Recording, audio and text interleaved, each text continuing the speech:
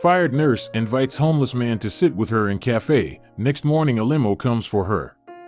While sitting alone in a cafe after being fired, a nurse finds company in a homeless man. The next day, a limo arrives to pick her up, and she has no idea her life will never be the same again. Lorraine was done. She really was. She had tried everything she could to survive her job and had reached a point where she couldn't bear her arrogant boss anymore, so she told him what a jerk he was. That resulted in her getting fired, and she was now worried about how she'd manage her bills since she'd been living paycheck to paycheck for quite some time. I know it's tough, but I had no choice, she reminded herself as she sat in a New York cafe, regretting her situation. Lorraine's workplace was a few buildings away, and she frequently went there after work. Outside, there were straw chairs and round glass tables, each meticulously furnished with a vase of flowers and a magazine. But Lorraine was too distracted that day to see how elegant it looked or enjoy the hot espresso in front of her, which had gone cold long ago. She worried about what she would do now and the whole nerve-wracking process she'll have to go through to find a new job. Suddenly, a weak voice interrupted her thoughts. "Please excuse me, miss. Do you mind if I have the rest of your coffee if you're not drinking it? I'm feeling a little under the cold weather," the voice said. What?" Lorraine suddenly looked up and noticed a disheveled man in front of her. By his appearance, it didn't take her long to realize he was a homeless man.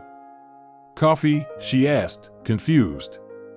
The man noticed Lorraine seemed lost, so he repeated himself. "Yes, the coffee. Can I have it?" he asked, pointing at it. "Yeah, sure. I wasn't going to have it anyway," she replied, offering it to him. "Please join me." The man nodded gently as he took a seat.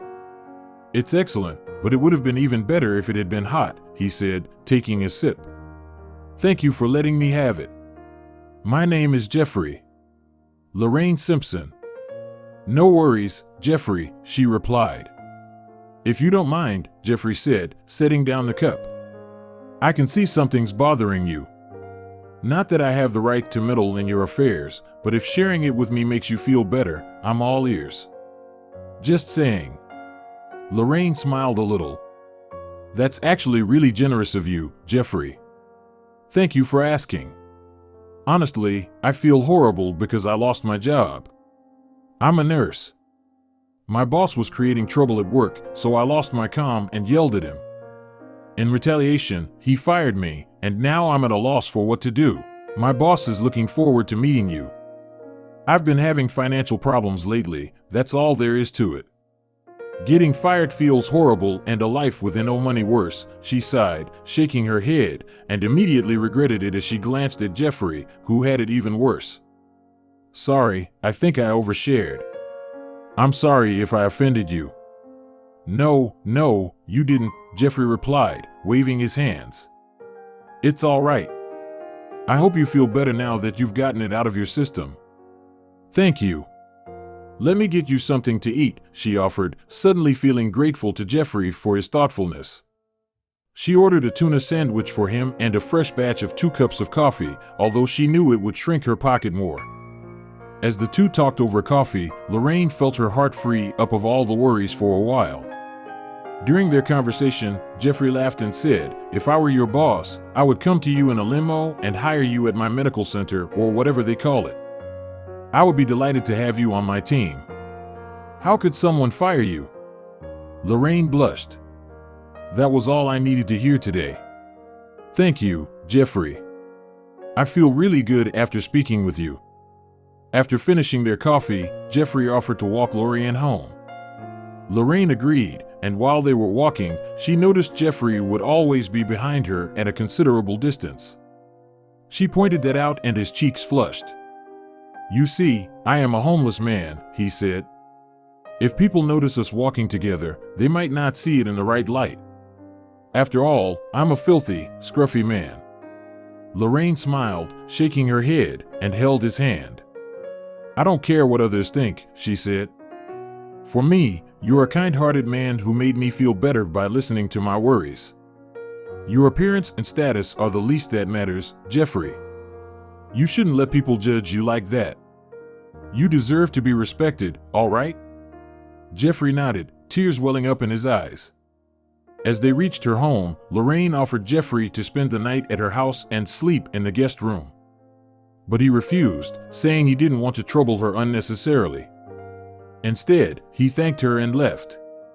He's such a kind soul, Lorraine thought as she saw him walk away. I should have asked him about his worries too. How could I be so self-centered? I hope we meet again, Jeffrey, I really hope so. That night, her fears crept back into her head as she sat home alone. She couldn't shake the fact that she was jobless and cried herself to sleep due to all the anxiety and worry. The next morning, she woke up to the sound of her doorbell. She hurriedly threw on a sweater and rushed to answer the door. She opened the door and found a man in a suit standing in her doorway and a limo parked outside her house. "Good morning, ma'am," said the man. "My name is Stuart and I'll be your valet for the day. My boss is looking forward to seeing you." Lorraine looked at him from head to toe and sighed. "And I guess you're at the wrong address, Mr. Stewart." "I'm afraid not, ma'am," he said. "Aren't you Lorraine Simpson?" At this point, Lorraine was utterly confused. She clearly didn't know anyone who would send a limo to pick her up, but she wanted to get to the bottom of this, so she got ready quickly and decided to go with the man. Fearing the worst, she had 911 typed on her phone, and it was only a click away. But when the car pulled up at one of the town's most prestigious medical clinics and she met the owner, she knew it wasn't necessary. Stewart worked for none other than Jeffrey. How different and elegant Jeffrey looked in a suit, she thought as Stewart opened the car door for her and she got down. Jeffrey explained he was a psychologist who disguised as a homeless man as part of a sociological experiment for his research. When he met Lorraine, he saw the fire in her eyes and decided to hire her. "People know who I am," he explained. "You see, fame has its drawbacks. If I approached them as a doctor, they would not be honest with me, and my experiment would fail. So this was the only option." He offered Lorraine a job and hired her. Lorraine was beyond grateful to him and couldn't believe how well things unfolded for her.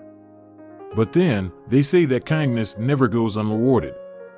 Perhaps this was God's way of rewarding the kindness Lorraine showed to a homeless man.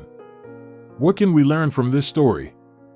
You may have it hard, but others have it worse, so help the needy in any way you can. Lorraine was worried about managing things financially after she was fired, yet she helped Jeffrey as he said he was homeless and hungry. Speak up against workplace toxicity. You deserve to be respected. Lorraine was right to leave a job where she wasn't appreciated. In a way, it was all for the best because she was offered a way better job where she got both respect and a caring employer. Share this story with your friends. It might brighten their day and inspire them.